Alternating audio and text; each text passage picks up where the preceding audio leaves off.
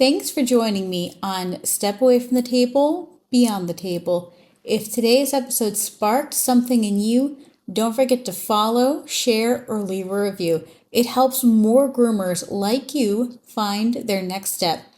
You don't have to do this alone, but you get to do it your way. Until next time, take a deep breath and keep moving forward.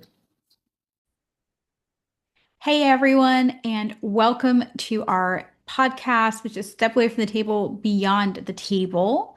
And this is going to be for you guys that you've stepped away from the table, and now there's time for you guys to explore what exactly is beyond that. So I am your host, River Lee of the Savvy Groomer and Step Away from the Table, and of course, my amazing co-host, Jess of Groomer Support Services. She is the system queen. Yes.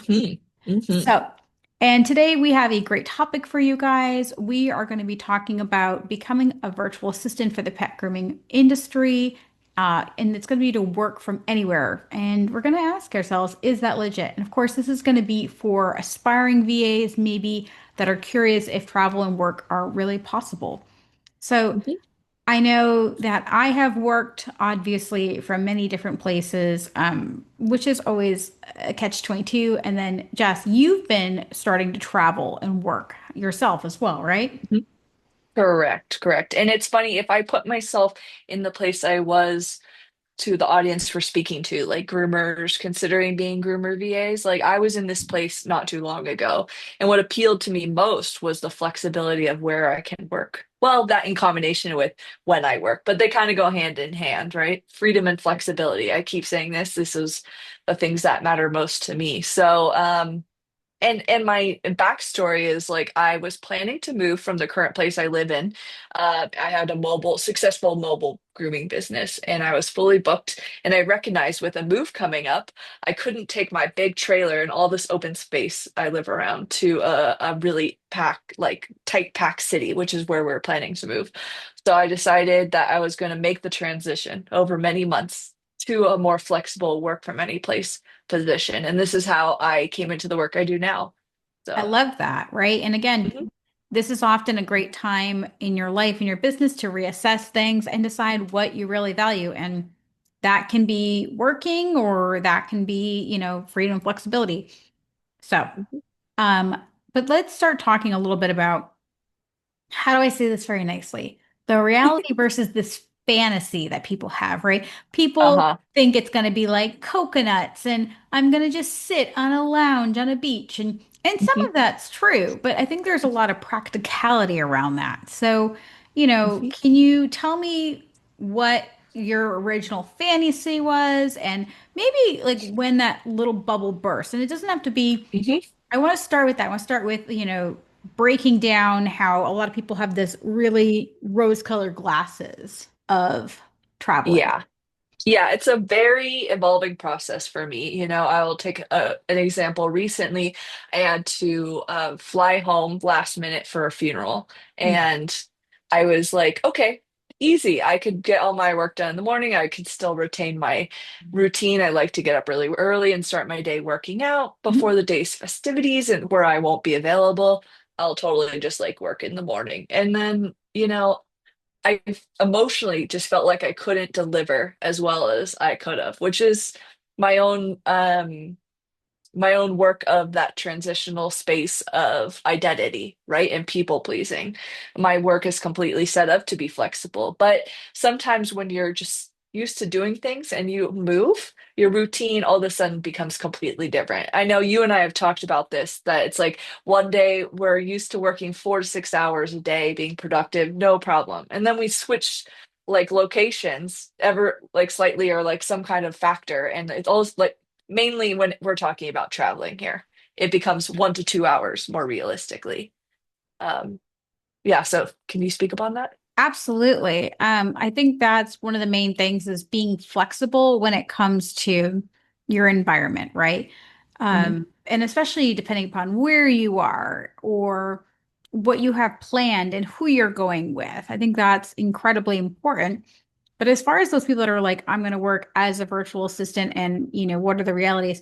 I think one of the biggest negatives that people have to understand, again, I want to start with the negatives, is that you, if you're not naturally a disciplined person, like I'm not naturally a disciplined person. I hate to admit Hmm. that because I wish I was. I'm just not.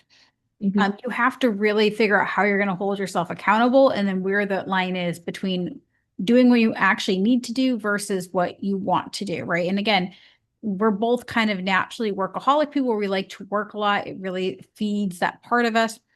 And so switching to this, like, oh, pineapples and pina coladas and the beach, even if you could, I think it's really hard to actually do that.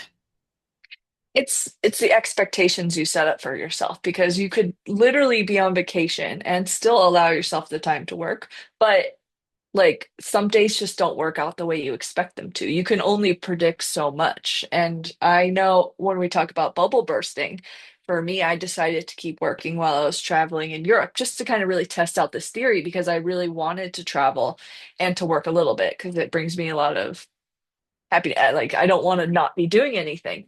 And there was just one or two nights where I decided to work at the end of my day and I was up really late. Um, and it bled into my next day, which I had made some plans to do stuff, which really needed to be adjusted because I was like, I didn't get enough sleep, and that put a little damper on my day. So that's the negative aspect for me. But it just takes realistic expectations and setting aside the time if you're going to do that. Yeah, I agree. I will say that the more continents I go to, the and moving away from always being in major cities, um, internet we take for granted, I think, in the US. Even if you're in a rural spot in America, you do have better internet, more stable internet than a lot of places in the world. Mhm. And even being in places that are really populated by Americans, whether that is, and I say Americans because again, a lot of other countries and cultures, the internet is not as ingrained into the culture. It's just not. Like I mean, I hate to say it, but our entire days as Americans is really fixated around the internet and the way that whether it's the way we communicate, connect, or even use our entertainment. We use so much internet, so we're so used to having it. And so finding stable internet and accepting that sometimes even if I expected there to be internet, even if I was promised there'd be internet, sometimes there wouldn't be internet, sometimes for days. And I think that is one of the biggest bubble bursting moments. Mhm. Totally. And we both have tips, tricks, and ways to deal with that, and we'll talk more about that. But we just really want to present the reality versus the fantasy here, because the good thing is it's absolutely possible to work remotely, to work in different time zones, all the things. You can absolutely travel and work if you want. You could absolutely travel and not work if you don't want. Like there's ways to do everything because like we've been talking about groomer VAs, very flexible. It's got a nice, we're situated nicely given who we're servicing and helping out because the business is not the actual grooming business and the supervisor who are groomer business owners. We use that word supervisor to keep us sane. Yes. And yeah, so it's got predictable hours. We have predictable roles. And so there is a level of either I don't want to keep saying predictability, but you know what I mean. Like we our roles are pretty regular, or it's a project based, so you may have a timeline that's flexible to get that done. And I think what's hard to talk on with this is that you guys, depending upon how you want to come into the virtual assistant roles, I don't think traveling is easy if you're going to do a virtual receptionist where you're going to literally be available like 9 to 5, Monday through Friday. I think you're going to really struggle Mhm. with that. It's totally doable um, with the correct planning. I think that role, though, would be very difficult to travel internationally on that role. I mean, obviously, there's places that are very easy internet, but between time Mhm. differences and things like that, it can get really tricky. That said, I would really want to encourage you guys look at if your goal is either full digital nomading or even traveling 3, 6, 9 months of the year, start deciding which roles those are. And like Jess said, your project management or your more consistent, look at it in my face, roles are going to make it a lot easier to travel with that. And I think part of that, and he might step on my keyboard if my thing goes crazy. Someone wants attention. Is, let's talk about what you actually need to start. And, Mhm. I know what I started bringing and what I've changed in my little bag. What have you started traveling with, and maybe what have you started now leaving behind? Mhm. Yeah, great question. I always have my laptop Mhm. and power cord. Don't forget that. My computer is always plugged into my monitor here at my home setup, so my travel always bag always has my cord because that would be unfortunate. I have a I story have a about that, by the way, my oh cord. no. I'll tell you later, though. Yeah, I'll write it down. Okay. I like to use a portable Wi-Fi as a hub when I travel. I don't know how well that's worked for you in other places, but that's usually like my backup. And I think the most important thing I bring is a plan. Like what is my plan to work with and considerations to take into effect. I'll go a little bit deeper on that either now, a little bit later, or maybe another episode. What I leave behind, my mic. Yeah. I pretty much converted to ear pods. I still have my mic. I really love it, but the ear pods do It's big, much better. guys. Like they're huge. And mine's just free Yeah. floating, but this is my head. Yeah. Like it's bigger than my head. Yes. Yes. So I don't do that anymore. I'm a minimalist packer, so and I would say also some tool to be able to assess your time zones. Some of us on our phone or just like a quick tab favorited to places that shows you where your clients are at and where you're at because it's not worth doing the mental calculation all the time. It's just let's have a quick reference. Where am I at? Where here? And it's easier in the US, obviously. We're talking a lot this episode about international travel. Yeah, and I think we want to focus mainly on this podcast right now about international travel because I think a lot of the things that are pretty easy, and I mean, we could even do, Mhm. I don't know if you've ever like done any road tripping, we could always do a road trip one too at a later date. Yeah, I'm going to be doing a road trip through your neck of the woods in New Excellent. England. I'm from the West Coast, so this is a far distance for me and a time zone jump. So, working out of a van for a good amount of that time, it will be an adventure, and I'll have to do a follow-up on that and see how that goes. I Yeah, love that so much. So yeah. I will say for what I pack, I have done both carry-on only travel and I have Mhm. done when I did my Africa trip, I brought two full-size suitcases and a small carry-on and a backpack as well.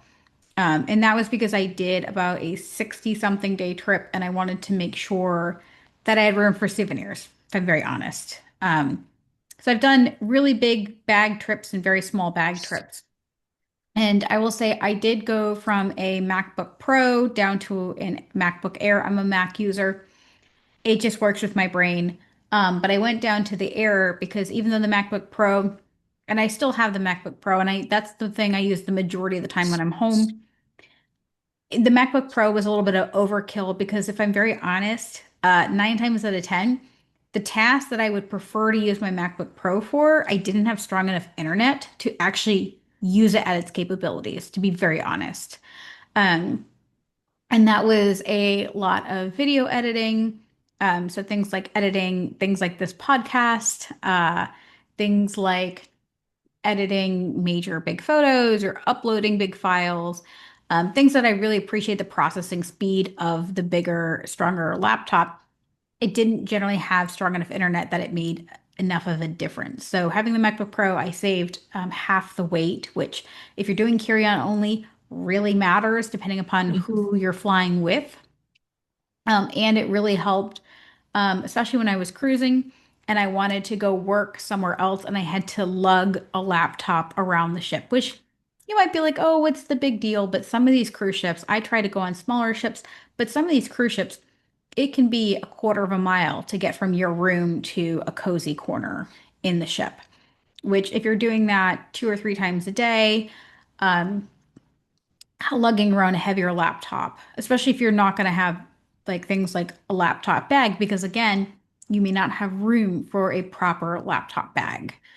I generally bring a mouse that can be, I bring a USB-C, USB-B, and Bluetooth all compatible mouse really quickly.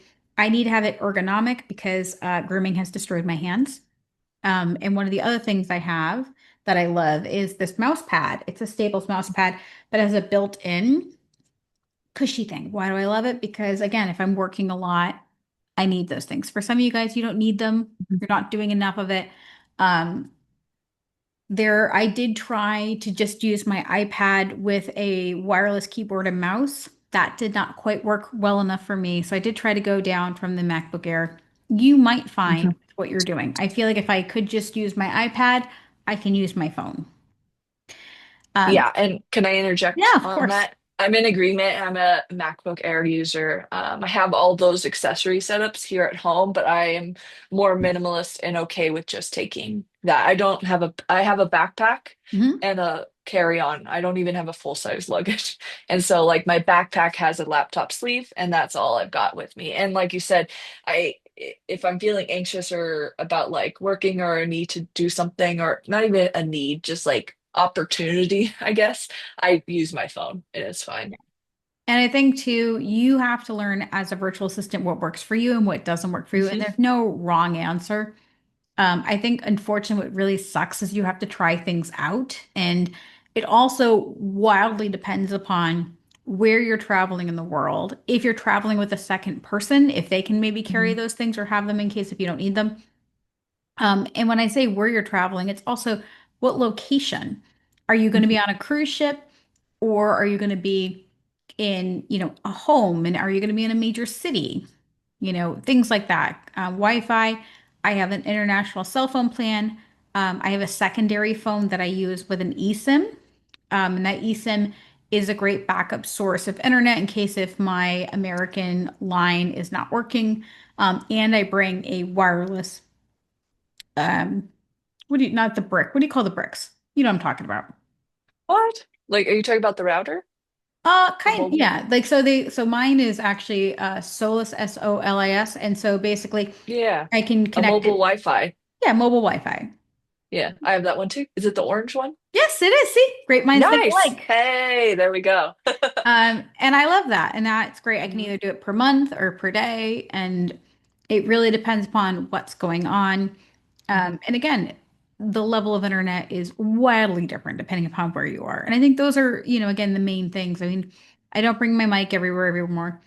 And 9 times out of 10, a lot of the things that I'm using, it's just very personal. Like I Mhm. always have USB-C to USB adapters, things like that, and AirPods and basic stuff. I mean, but I know lots of people have a whole kit and they have lots of things, and it really depends on what you need to travel Yeah. with. But I also now bring two cords for my laptop.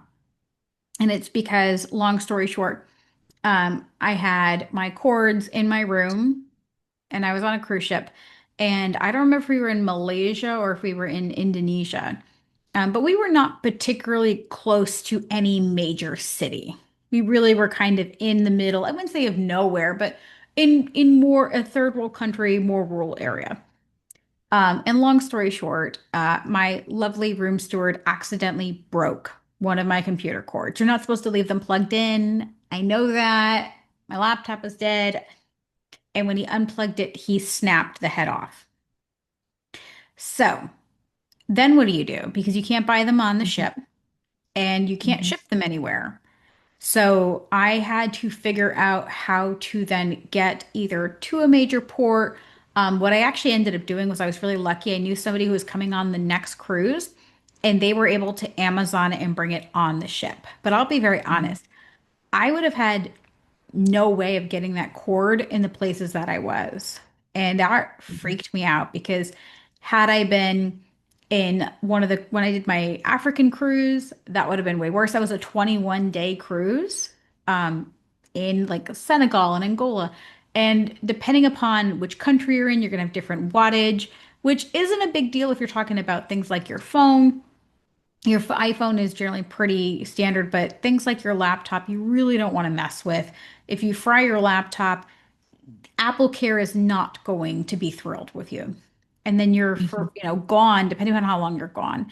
And I will say that the longer I'm gone, the more things I bring backups with, or I do some research to find out if I had to pick up these things, how hard is it for me to pick up? I will say on the flip side, I have had instances where my AirPods got misplaced, and I needed headphones in Japan. It was super easy to pick up wired compatible headphones. That was very, very easy. They were very, very cheap. But had I done that in Senegal or Angola, Hmm. it would have been very difficult. So when you're traveling, and depending on how long you're traveling for, and if you're with companions who can lend you things, that's also going to help you decide if that's going to happen. But I don't know about you, but I've had issues with connectivity of internet. I've had issues with my discipline, but working around those and working around those limitations, I've never really had a problem working anywhere besides my own Hmm. lack of discipline or internet being a little tricky. Yeah, same. I have less experience as you do, but I have not had a problem. So I would just say, um, uh, bringing back to what I was talking about a little bit earlier, as a groomer VA, we're like uniquely positioned to travel because our work is steady. And predictable to a certain degree. I don't know how much I've talked about this already, but I have a unique onboarding system, and my tasks that I do, I have daily tasks, weekly tasks, and monthly tasks. Anything that fall outside of that, I call them projects. And those are not mandatory things. Those are just like fulfilling the need of what my supervisor has need some additional help from that is outside of my normal scope. So, I mean, when I'm traveling, my work is very normal and easy to work with and predictable. I keep saying that, but it's so easy. It's so easy to do. I don't, it's a leap of faith for someone who doesn't quite understand that Yes, shift. You really just have to experience it. But I'm telling you from experience, very possible, very easy. I agree. I think again, it's I know, I'm trying to think of another word than predictable. I think it's just you know what's coming.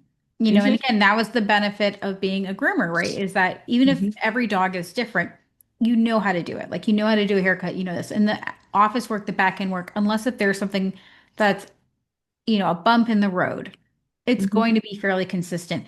And as long as you've built up your VA business or you've talked to your supervisor and or your agency owner, whoever you're working with and working for, you just need to let them know. And again, the only thing that might change is that your working hours might be radically different.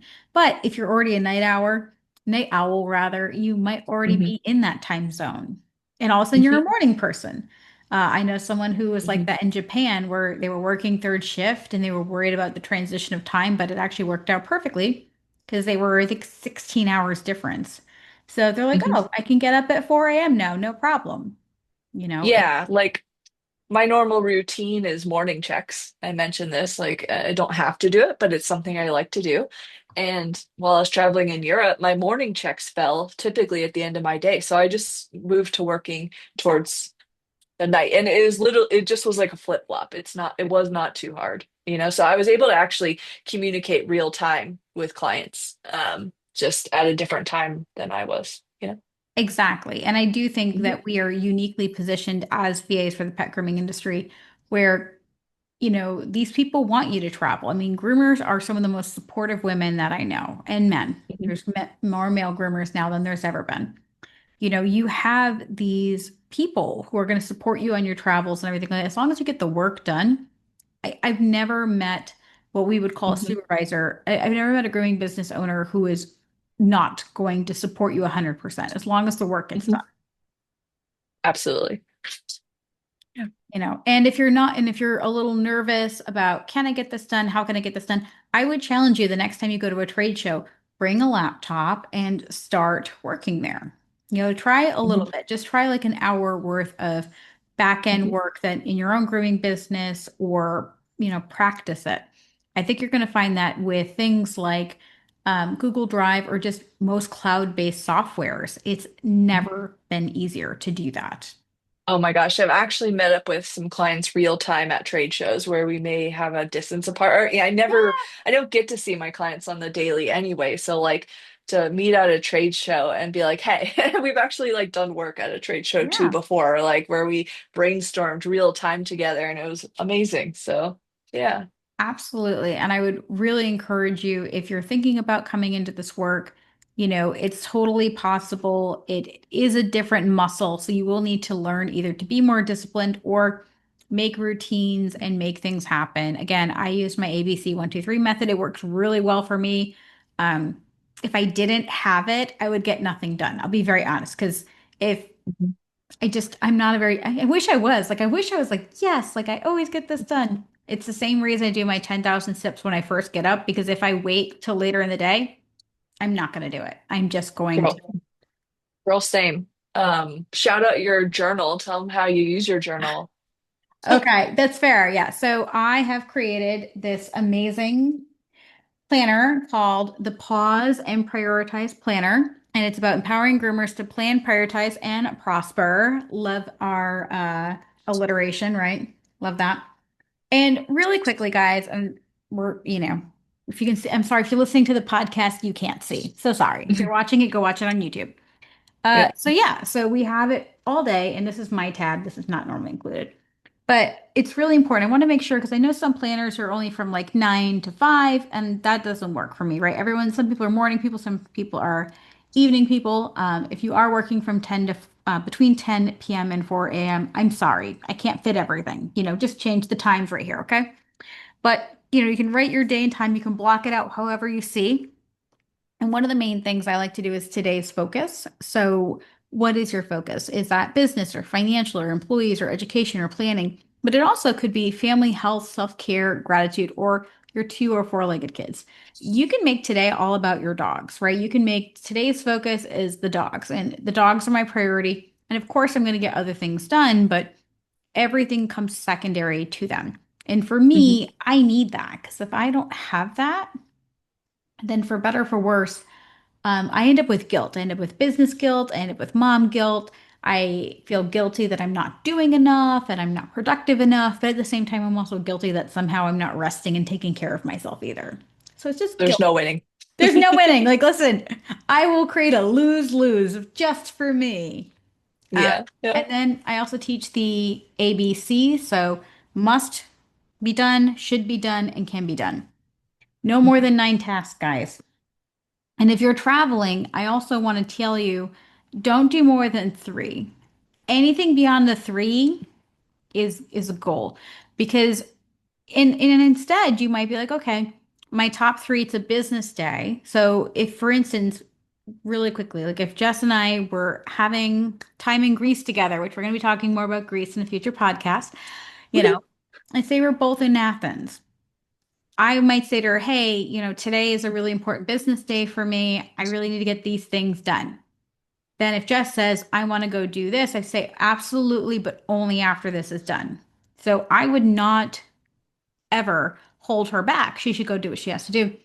But if my focus is business, I have to do that. And if that's true, you might want to block out of those 5 days how you're going to do that, right?